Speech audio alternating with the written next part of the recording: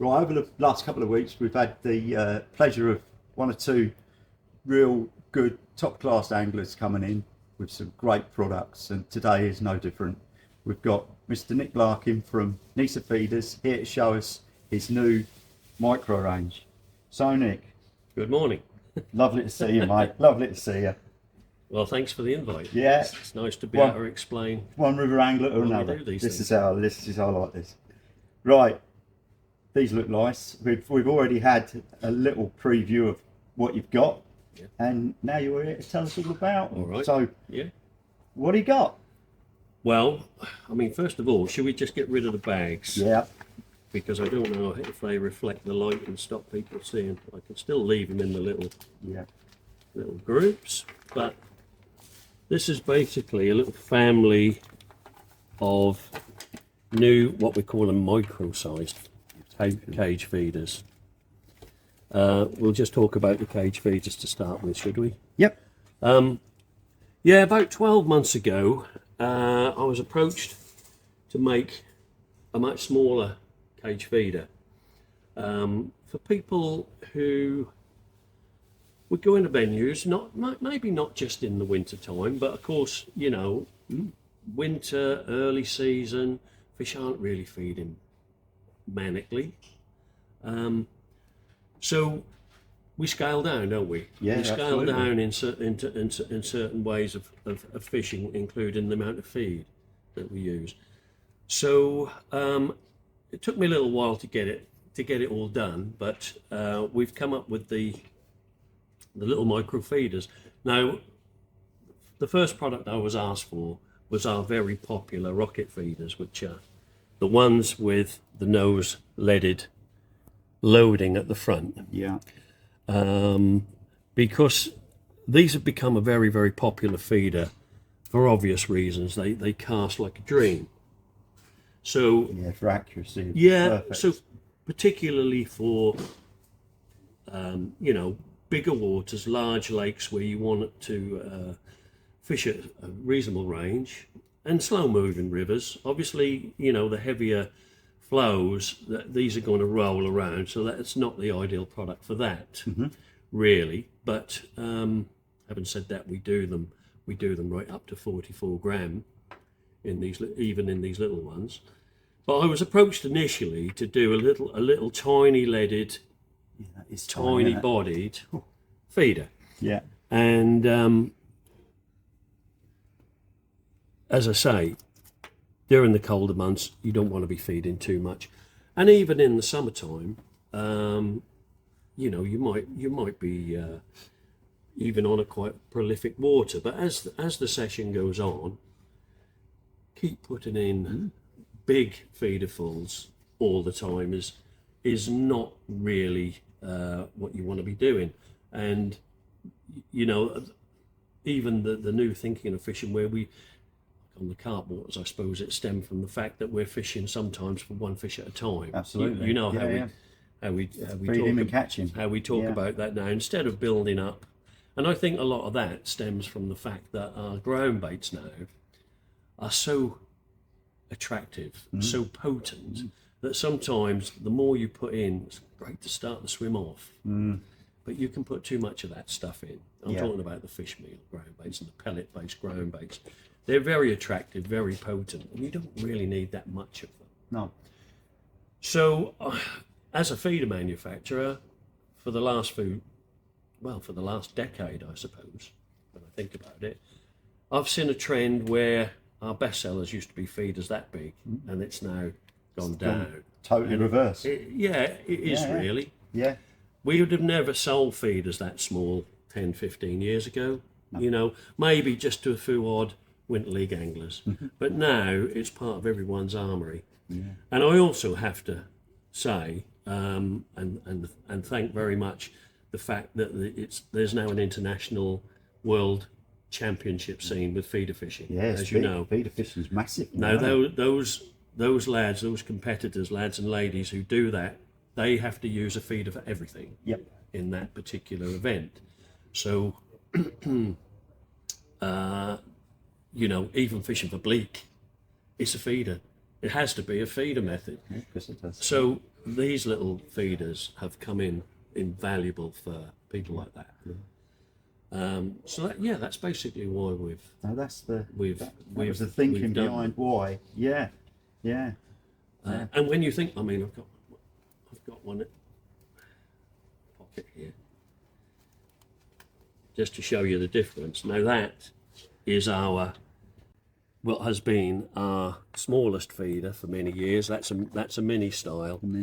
To me now, having got used to these, that looks huge. It does look massive. So do you know what I mean? Yeah. So until this year, that's been our smallest feeder, and we always regarded that as a tiny end of the match feeder. But, you know, And we ship thousands of them, so you know that's what people want. Don't they? So these would be brilliant. To put that side by side, that's the difference. Yeah, that fit inside it. Yeah. So, so when we decided to do this, this was the product that we had in mind, the rocket feeder. Yeah. Now we're doing them they start at that size, which is 8 grams. Yeah. So again, you would be surprised actually, especially when you fill it with a little bit of crumb or something, just how far you can cast that. You could probably cast that little tiny thing 35, 40 yards. It's basically a little bomb, isn't it? With only 8 gram. Yeah. And you imagine how much more discreet that is when that just plops in. Plops in, mate. And what I'm finding these days, my own, and many anglers have told me this, but even my own experience is that can make a huge difference. We know fish come to noise. Initially they do. Yeah. Everyone preaches that. You know, I've just written a book, and Ian Heaps has been in it, and his whole ethos to all his fishing has been about making a noise with your ground bait. Yeah. Ring the dinner bell. Which attracts fish in, and we all know that does. But eventually, when you've got fish there and feeding, continual noise can make them weary, and they can back off. And I've found the last few years, and so have many others, that if you've got something very discreet but can still reach that range, then as the match goes on, that quietness becomes invaluable as well. Absolutely. So even though it's light, you can cast that a long way, especially if conditions are reasonable, and it will just plop in without hardly making a ripple. And I'm thinking here about little tricky skimmers, and roach even, that you just need to be a little bit here and there with. And then they go up in size. That one is 16 gram. The next one is 28 gram. The next one is 36 gram, and the next one is the biggest weight we do in these, which is 44 gram. They all have a place, obviously, and where would you use the 44 gram? Well, I've already said that they're not really suitable for a heavy flowing river, but you could get away with a certain amount of flow, and I'm thinking little port, where there's a nice draw and you're running the fish across. 28, 36, 44, I'm sure that would cope with that. Yeah. But really and truly, me personally, I would use them when the conditions aren't so good. So you get a bit of a tough crosswind. Yeah, that downstream wind like you do on there. Or whatever. Bennett, there's a lead there that will cope. Yeah. So if you've got a certain range of them, then you've got that ability to feed very small amounts of feed, but you've also got the weights to force your feeder into the swim wherever you want it. Really. Yeah. And you could cast that 100 meters easily. With a very small amount of feed. And very, very handy also on the little carp lakes where you're trying to get it accurately into a little spot on the far bank. Oh, they're not just river feeders, are they? No, not at all. These are for all round. Yeah. But I was surprised actually when I had fished with Will Freeman, and I got set up there one day with him on second drive on the booze, and he said to me, "Why aren't you using front-loaded feeders in this wind?" I went, "Well, I just don't, with the flow." And no, he said, "You should." And ever since I've used them, Yeah. And the accuracy, You don't believe it until you try them. you really, don't. do It you? just punches Yeah. straight through the wind. So It they does. really are. They, you know, They I mean, really are I've fished quite that who's wrong in for over 40 years, but in the wind, when you get that bow, as you Yes. cast out with sideway, you don't get that with front loaded. It just goes doink straight through, doesn't it? Absolutely. Cuts through it. Yeah. So Absolutely. that's beautiful little things, aren't they? Yeah, I think so. Yeah. Like I say, the international boys, they all use them. Yeah. And they do very well on them, Yeah. to the point where sometimes, you know, they don't use much else. Yeah. So, yeah, very good. So that was the initial product. Yep. The one I was approached to do, really.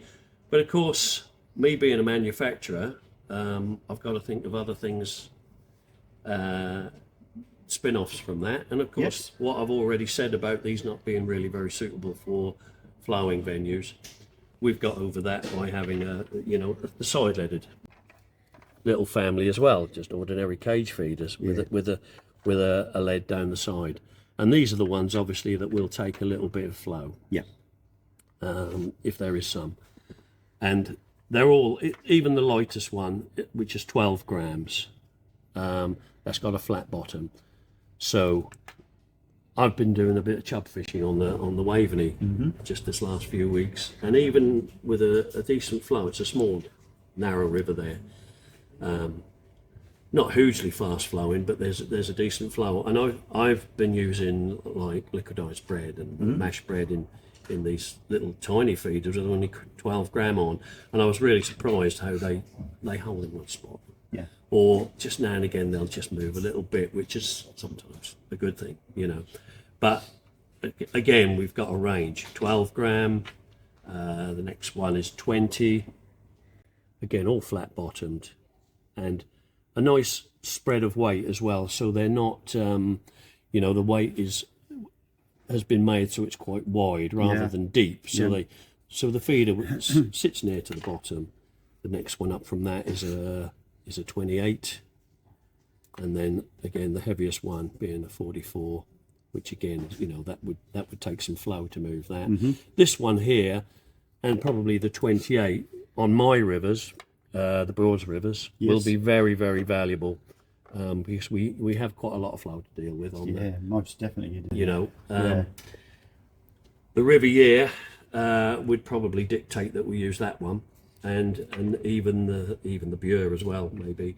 And the Bure and the Thurn, the 28, and maybe the 20 at times, will be so invaluable, because I've noticed there the same thing. The fish, we're not really fishing many days now for big bream. It's them little skimmers, from about half a pound to about £1.5 pounds. Yeah.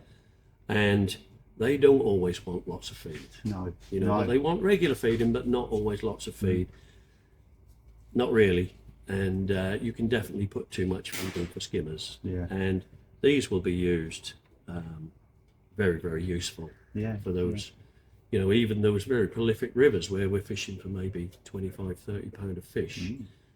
We wouldn't have dreamed of using feeders this size years ago if we were going for 30 pound of fish. Not at all. But there's some anglers now, mentioning no names, but there's some anglers who are making a bit of a name for themselves, and they even start on that size of feeder now. So they don't put a bait up feeder in or Not nothing? always. No. Not always. There's one particular guy, he doesn't like to try and force the fish to be anywhere. He'll fish, and then he'll maybe fish and fail. He'll come in, and then he'll find the fish they want to be there. So rather searching than his there. peg with them. Yeah. So not leaving a load of ground bait Yeah. about. Yeah. That's a good idea. And if you're confident in your mix and the bait you're using, and you've got in your head, I'll go to the fish rather than trying the fish come to me, and then I'll force them into feeding. It's a different approach, isn't it? But that's where they come in. Yeah. But that style of fishing work I keep going back to use. Everybody I speak to, I go back to use, because anglers of your quality, I know we're doing these videos to things, but I want to learn off of people like yourselves and that. So for somewhere like Littleport or Ely on Second Drove and places like that, would that be worth a try to do something like that, rather than sit there and wait for the fish to come to you to really search out with something smaller? I would have thought so. With Yeah. bonefish being Yeah. that, them, there's big tench and that show this time of the year and things like that. Yeah. Would that work for something Yeah. like that? I'm sure it would. Because that's I'm sure it totally opposite to what I would do. I'd put Yeah. about Yeah. 5 or 6 great big bait up feeders with loads of stuff and wait for them to come to me. Yeah. But Yeah. that is Yeah. that's I mean, some people way. would view that approach as being negative, I suppose. Yeah. And if you've got all day to fish, and no pressure, no Give it one a go. no one to beat, Yeah. you well, what I was going to say was you can more or less do anything you like, Yeah, can't of you? And course you eventually fish will probably, unless you're very unlucky, eventually fish will come to you.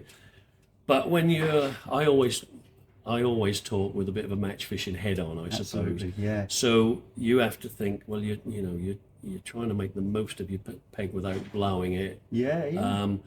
And it's just the modern way, really, where you mentioned Will. If Will came to your river now, and you watched him fish for 5 hours, he'd probably fish 4 or 5 different areas of his peg. Yeah. And I'm only using him as an example, but because I know him very well and I know what he does. So do I. Whereas someone, years ago, being very successful, they would do exactly what you've just said: fill it in somewhere and wait. I'm thinking of anglers like Sidney Meads. and Eddie Townsend, people like Yeah, that. Yeah, they would. Yeah. They had got the confidence that they would dictate and they'd fill it in and wait for the bream. And sometimes they'd wait all day and blank. And blank, yeah. Whereas the modern angler now can't really afford to do that. If you want to get in the England team, you can't sit all day there and wait and blank. You're not going to get in, are you? So it's this modern way of searching your peg and not blowing anything. And then if you find that there's a bit of a special area, you can add a bigger feeder or what and concentrate on that. But if you watch some of the the real good guys now, they don't do that. They'll cast around and they'll catch a couple of fish and then they'll come off it and go somewhere else without blowing anywhere and spoiling anything. Yeah, without taking too many fish out of the show. And it's all become because I think of this this World Championship sort of mentality where you just have to use a feeder, even on a short line just over the lily pads for your tension, what have you, or your bleak, whatever is there. They catch them, I think, that's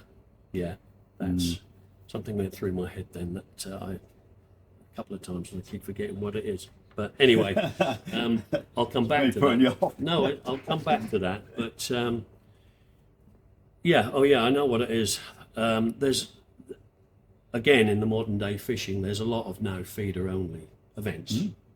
Not just the World Championships, but there's a lot of fisheries and some quite rich events that are feeder only. Yeah. And sometimes I've heard people say, "Oh, I'm putting too much in. I wish I could take the feeder off and put a straight lead on." Well, really and truly, one of these. Yeah. I'm not telling people to cheat here, but one of these really is a straight bomb, isn't it? It is, with just a tiny little thing, and you haven't got to fill it up even, have you? Just a little bit. You're not breaking a rule. You're still fishing a feeder. You are. But really and truly, you're not fishing much more than a straight lead. I thought about that when you said, because I do quite a bit of chub fishing, and how many times you take your feeder off and you go down to a split shot and you catch. Yes. But what about having a split shot with a little bit of added attraction as well? And you're still getting that able to bounce down. Yeah, true. And it's as soon as you said that, I thought, oh yeah, that would definitely go. Yeah, because when you are putting your normal feeder on, them chub, they'll back off away from it. They know something's amiss. They're suspicious. So we're like that when that's just bouncing through, like you say, like the little paternoster split shot. Yeah, that is really truthfully what that is, with just that little tiny of attraction. Yeah. It all comes down to fooling the fish, of course it does. Really. However we do it, we're just trying to fool the fish. And not being funny, that's 3 or 4 different aspects of our sport that we've gone across, from commercials to powerful rivers, like tidal rivers, to chub fishing, to big slow moving drains like that's Yeah. 4 different things straight away, and that's only Yeah, 2 of the range, isn't it? exactly. You know. Yeah. Yeah, it's great. Yeah. So that's basically, our normal fishing covered, really. Some people like to fish an ordinary cage feeder over anything else. They perhaps are not drawn into this. So, some people they like to fish how they've Always fished, yeah. So, Yeah. But of course, me being me, You couldn't live with that, could you? I then want to make it into something else. So we've got these little upright sitting ones, Yeah. which most people now will have come across, I guess, and it's for when we're using a feeder with a pole. Now, why would you use a feeder with a pole?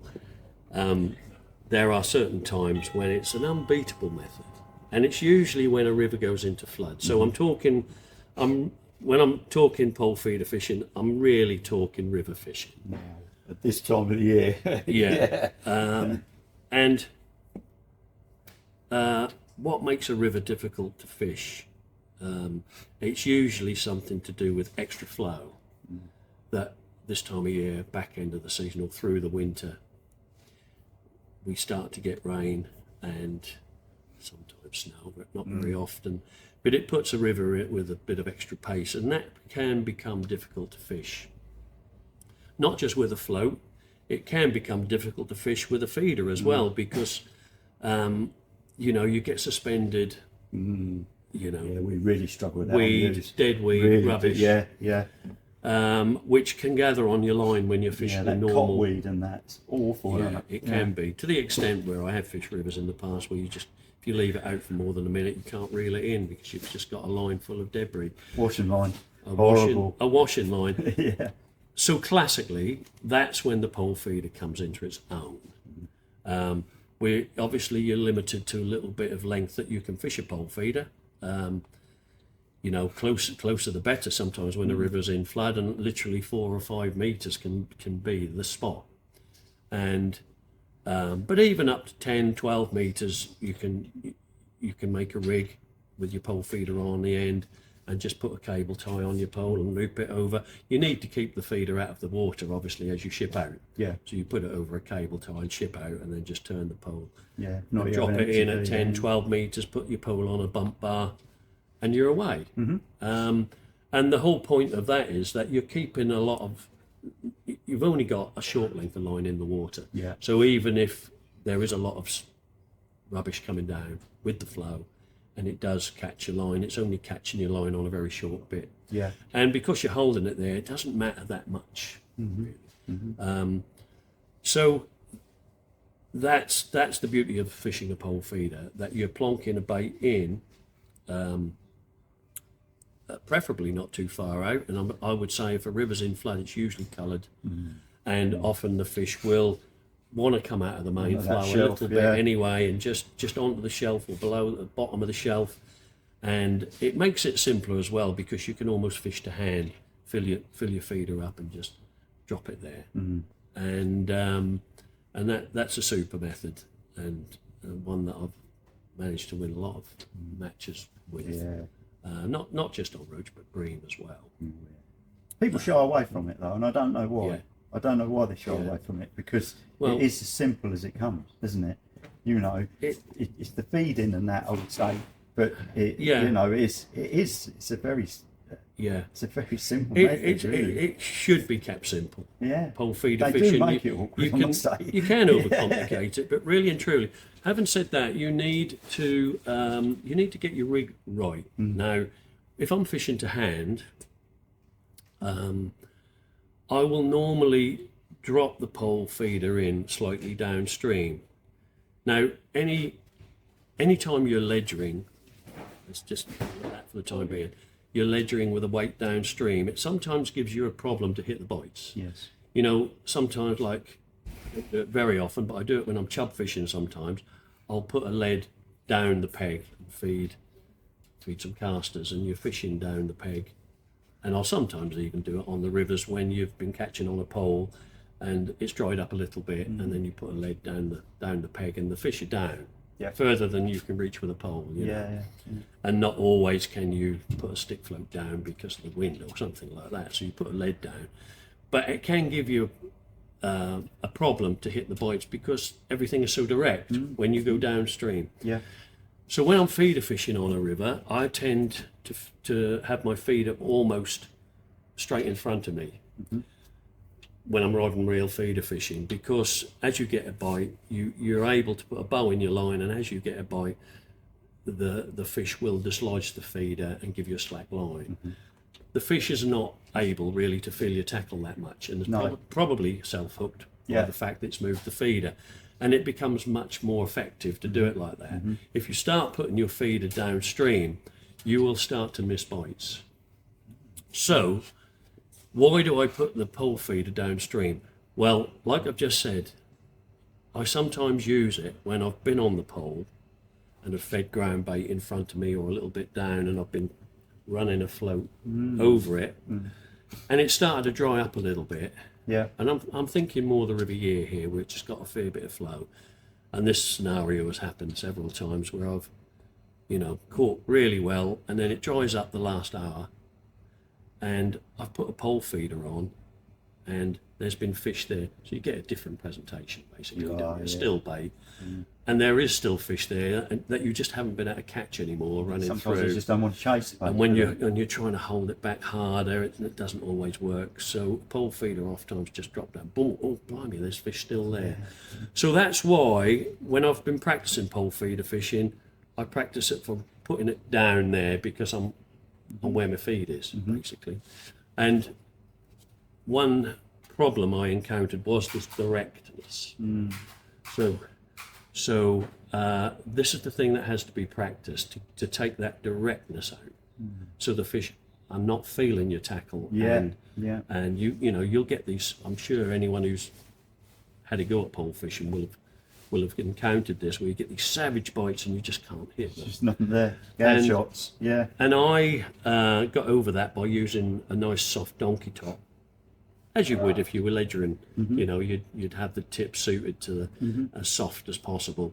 And I got over that when I'm whip fishing at only 4 or 5 meters, I use a donkey top on the end of my pole, really soft, and then you get a much more hittable bite. What I've had to do is rig some little eyes on that and put some elastic through it externally. And because you do get big fish in this method. So if I've encountered a bream or a big hybrid or a big roach, I've got something to play it with. That's all well and good when you're fishing to hand, or maybe just putting one section or possibly 2 sections on.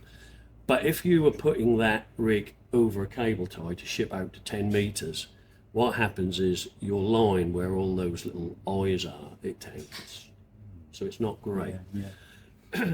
And so if that's the case and I'm shipping out, I revert back to an internal elastic.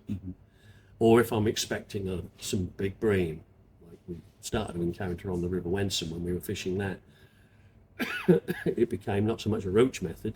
When the river went into flood, it threw up these big bream.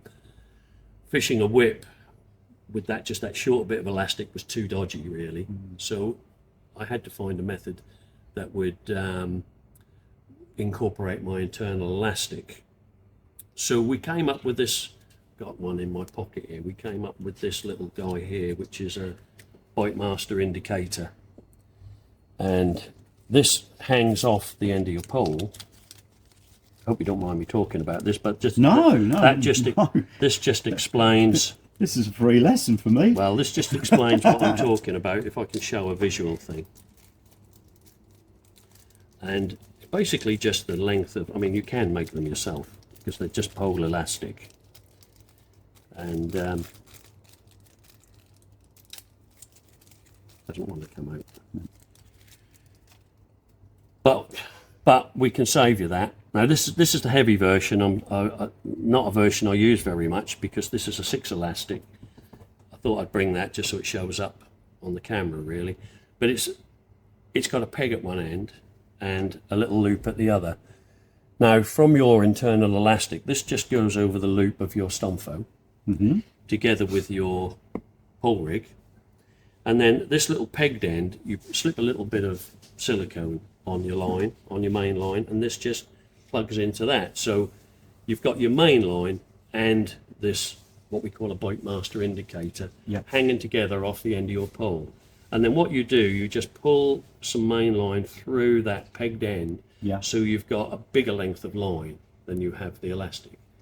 Ideally about half as much again. So that allows, that loop you've got in your line there will allow this to stretch a few inches. The line. So now all you're doing is shipping your rig out, you're dropping your pole feeder in, plumbed up carefully, and then you've got this hanging down, so that little yellow high vis bit is just sitting on the surface of the water. So that's your indicator. Yeah. But more importantly, this stops the fish from feeling the stiffness of the pole. Yep. So you can now fish out 10 metres. You can ship it out with your feeder over the cable tie. Yeah. Ship it out, turn it, drop it down, and this will just plump down. And there's your bites that just sink that under the water. It's beautiful, beautiful way of fishing. So then when that line tightens, then that brings in your main elastic. That's right. Once that loop is stretched out, this elastic can't stretch anymore. Yeah. So you can't snap, so then because your number line is stopping it from going overstretched. That's right. And then your number 10 elastic, I generally use a 10. Is that what you like fishing. to use, a 10? Yeah, because we're in that scenario. I'd be fishing with a big fish sort of mentality. So something about a number 10. That then, this can't stretch anymore. That then kicks in, and your number 10 elastic will play the fish. Yeah. So that briefly is the whole. That is the ethos of. That's the ethos of pole fishing, and what I'm trying to preach is feeder. that keep it simple, but you need to realise the limitation of the method in that. Yeah. When you practice it, you will encounter missed bites, and it's all about stopping the fish from feeling the stiffness of the pole. Yeah. Basically, I would just rig it up with just a simple paternoster, a very short paternoster. So your main line would sit on that hook length. It would just have a hook on the swivel, and then you just have a hook length. Yeah. Not too long, about probably 14, 15 inches. Yeah. You know. So your hook bait is near. It's a devastating method on the right day. Now, we've made these little tiny ones a lot lighter than I ever thought I would need a pole feeder, because generally with a pole feeder, as I say, we're fishing a flow and or a river in flood. So you've got some pace. We might need a little bit of lead on them, but you would be surprised how little lead you need on a pole feeder, because when a river floods and you would try and fish it with a rod and reel, often you need 2 ounces. With a pole feeder, you drop it in and you hardly need half that, because you've only got that tiny bit of line in the river. You've got no resistance. There's not much resistance. No. So I personally, bearing in mind I fish the river year a lot, I very rarely use a feeder over 28 grams, which is an ounce. Is that right? Very rarely. And consequently we don't sell that many this side of the country, much heavier than that. It's only when we go to the west side of the country, where they've got the River Severn and the River Wye, and sometimes abroad where they've got the real spate rivers, we might sell a pole feeder of 2 ounces. Yeah. And that's where I'd use this heavy elastic. But for the fishing I do up to about 28 grams, I would use as light an elastic as possible, and we do them in a light, medium, heavy. This being the heavy one. Yeah. Again, it's you fish as light elastic as you can get away with, just so there's, it's easier for a fish to stretch it. Absolutely. Yeah. Absolutely. So we made these much lighter, I'm now thinking that the rivers I fish, where perhaps in the past I wouldn't have considered a pole feeder, when they're not necessarily in flood, rivers like the Thurn and the Bure, which are now full of small skimmers, but you sometimes don't catch them running a pole rig through, and sometimes they're close in, so you don't possibly want to be fishing for them with a rod and reel. They're within that pole range. Yes. So so we've made these right down to only, that's a 8 gram, that's a 16 gram, and that's your good old 28 gram. Yeah. Just for these two sizes, just for the scenario, you're not fishing a flooded river, but you want to present a still bait. Yes. Now you can do that sometimes with a lollipop flat float You can. or whatever, Yeah. but on a windy day, that's quite difficult. No, it's just doing that, isn't it? It's just, And you sometimes still don't get that very, very solid still presentation, No. even with a flat float. You know, or my rivers are tidal, so they're always, the flow is always quickening and slowing. Yeah. And you're having to change your floats and change your rigs and what have you. But with the lighter end of the pole feeder now, I think you can drop that in and catch those really wary skimmers that want a They dead won't still chase a bait. bait, will they? Not always. No. No. So that's just opened up the scope to pole fishing a little bit. For my mind, thinking I'm now going to try it at least Yeah. when it's not really pole feeder conditions. No. But I don't want a big, heavy 28 gram No. pole feeder. So, That's ideal, isn't it? so that's the range that in the is new ideal. micro pole feeders: 8 gram, 16 gram, 28 gram. Perfect. Brilliant. Yeah, they're Yeah. lovely. They are. Yeah, and we've made them so the little leads being that shape, wide at the bottom and narrow at the top. That does allow the feed to come out at the bottom. Yeah. And the thing about pole feeder fishing is, because you're fishing so accurately, oft times you'll ship out or you'll drop in, and you can feel the feeder hit the bottom boom, straight away because the fish are right on it. Yeah. So you don't really want that feed clogged into your feeder for No. too long. You want to get rid of that. So that's why we've put that shape of lead on, that shape. So you've got a nice bit of flatness for holding it, so it doesn't rock over on the bottom, but it lets that feed just sort of like melt out around it. Makes a lot of sense. Yeah. That definitely makes a lot of sense. I Yeah. hadn't thought of that, but Yeah. yeah, you can see why now. Yeah. Yeah. Yeah. So again, hopefully, will be another crafty method Yeah. Lovely little that product. you can get one over on your neighbours. Of course you can. All day long. Yeah. Do you want me to talk about the floating version? Yeah, you can do. Yeah. Yeah.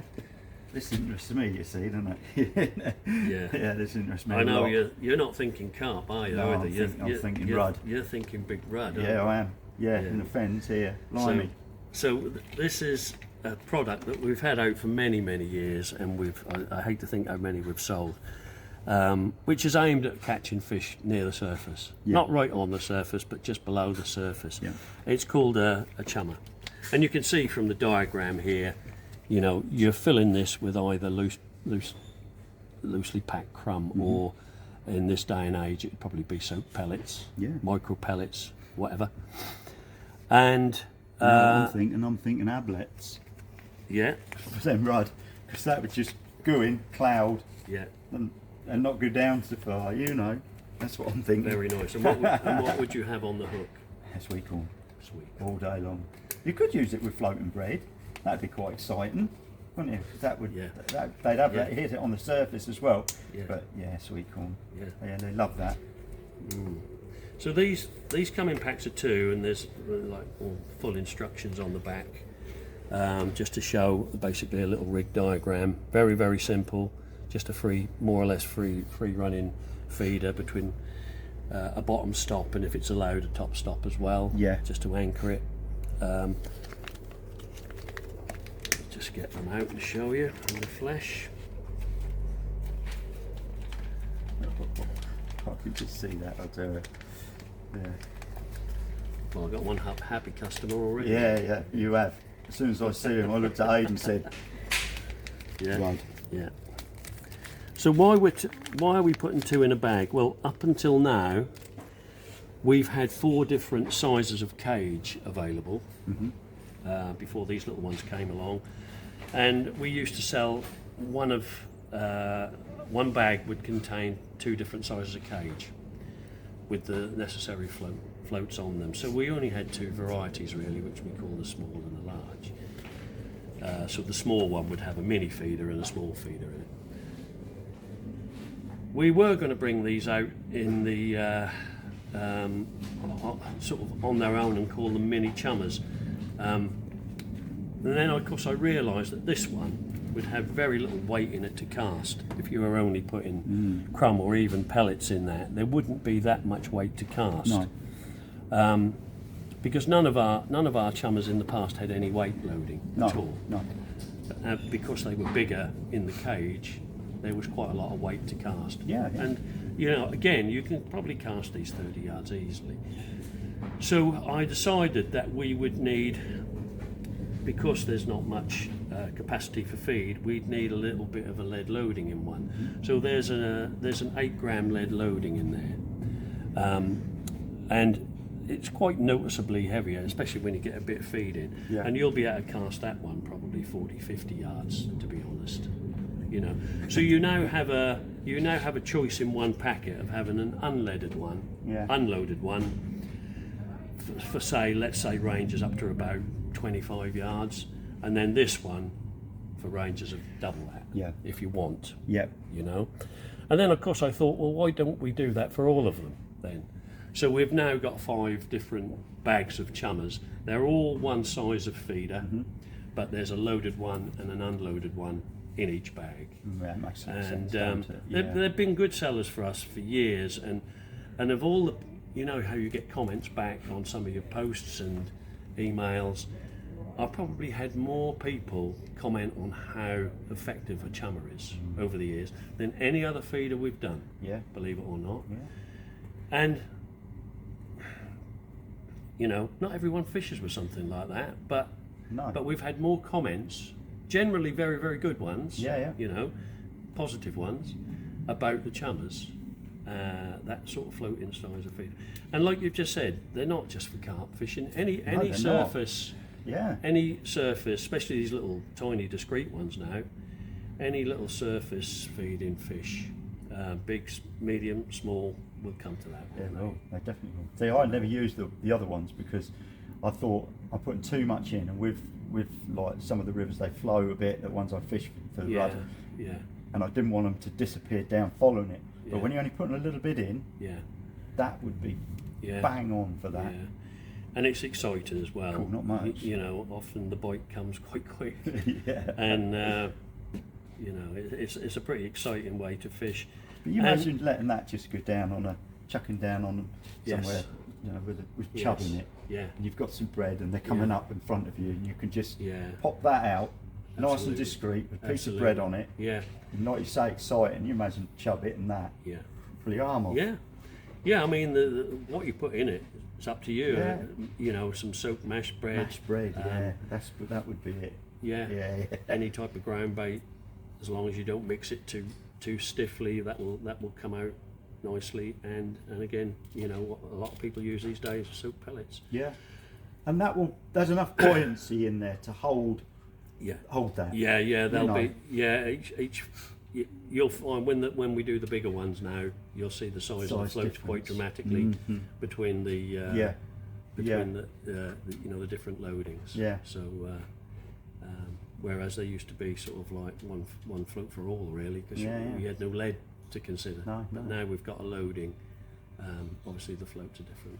You imagine on like in the summer on the ooze where you see them rudd coming up on the far bank where the pads, because generally, especially on Liverpool, where it's all eroded and you can't get to that side, so you have to fish it from this side. The amount of rudd towards the end of the day that you see start coming up, you imagine chucking that across to them. Lovely. Roll on June. Well, let me know, Ian, how you get on with that. I certainly will. But I'm sure you'll be successful. Well, I hope so. Yeah. So, in a nutshell, that's the new little micro cage family. I hope I've interested some of you to at least give some of these things a try. I ain't worried about anybody else. That's interested me. I am. No, I mean, as I say, it's just like most of our products in the Nisa range. it's come about through being asked. Absolutely. Not all my ideas. It's some of them are, but you know, generally it's been people who have come to me and said, Nick, can you just do this or just do that? Mm-hmm. And you know, some of them are very good international anglers who are asking for certain things that aren't easily available. No. They've got to make themselves, and they haven't really got the technology to do it. So yeah, most of our products over the last 34 years nearly, have come about through being asked by. Yeah.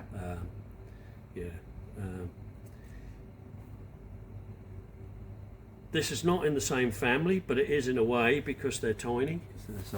We thought we would do these. We brought these out, these little tiny ones, about a year and a half ago, with a stretchy link and a swivel at the top, just as a normal open end, a normal block end feeder, again for tiny little amounts of feed.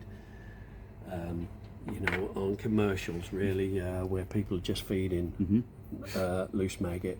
It's not all about pellet feeders these days. No, most definitely not.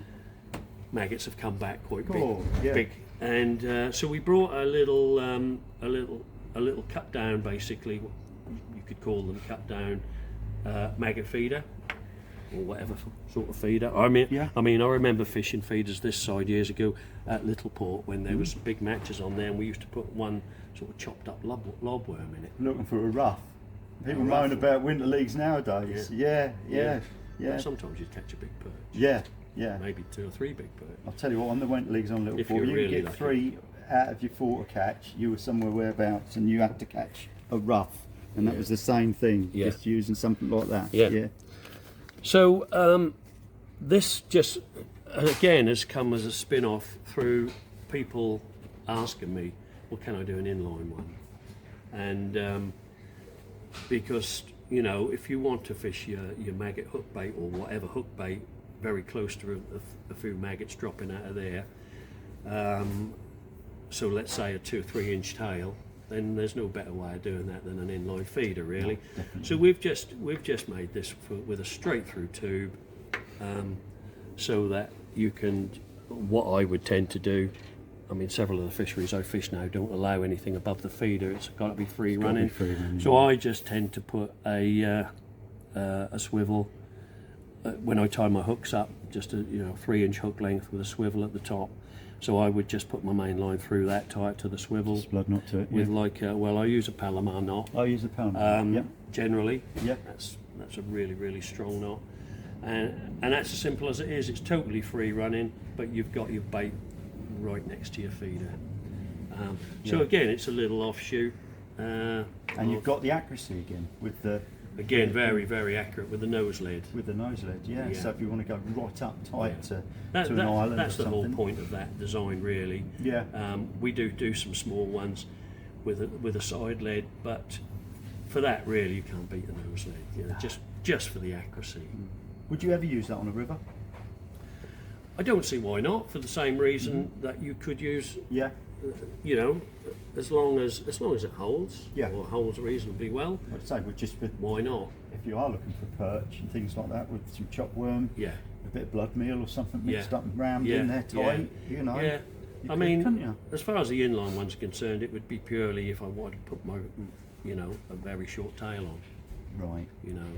Yeah. If I was using a normal hook length of a foot and more, then I would probably use the version with the little bungee and the swivel on it, and just have it on a little paternoster or something, or free running. Yes. But for me, everyone has the same ideas about what they do, don't they? But for me, these are purely inline feeders, so that I'm putting my hook right there. Right close. Because there's no more simple way of doing it and more effective way of doing it. It becomes a little, the feed becomes a little bolt rig. Yeah. So that's Yeah. that's, Very nice. yeah. Yeah. So March the 1st is approaching Yeah. in what, two days' time. Certainly is. These are all available from that date. From that date. Everything. Brilliant. So we will have them all, and they'll all be available in store on a website. And just hope everybody's enjoyed that as much as I have. Could go on for hours, really. Should we talk about something else, not off camera? Brilliant. Thank you, Nick.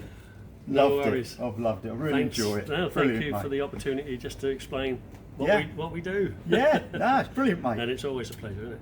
It's nice to see you. Thank Great you. stuff. And thank you everyone for listening. Yeah, thank you very much.